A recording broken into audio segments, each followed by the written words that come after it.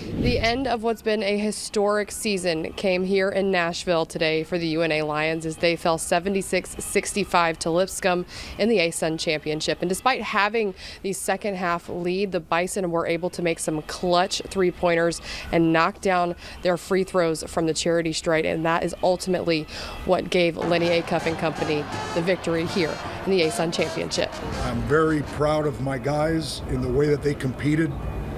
We got in a hole early, and they fought their way back. So I thought it was a heavyweight fight.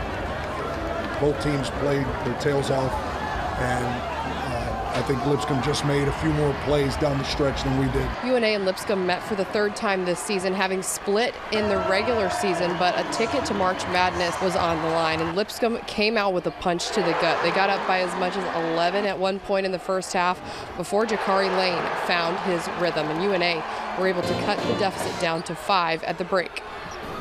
To be a champion, number one, you got to have a no-quitters mentality, and number two, you got to learn. You got to have a high IQ of learning from things that set you back.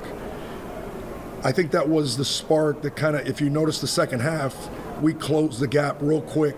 Then in the final 20 minutes of basketball, the Lions took over that mentality. The former Lehigh General drained the go-ahead shot 5 minutes into the second half.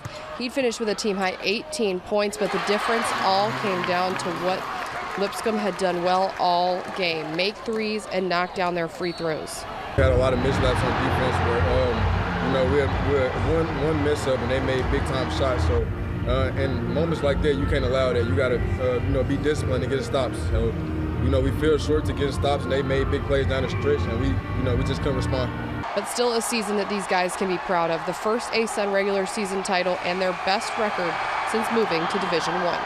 It was a really special year. It just wasn't our day. They made plays at the end, and we did it. But it hurts right now, but this year is going to be a year that none of us are going to forget. This is probably one of the best years of my life, and I appreciate every teammate, every coach, every member of the community that supported us this year.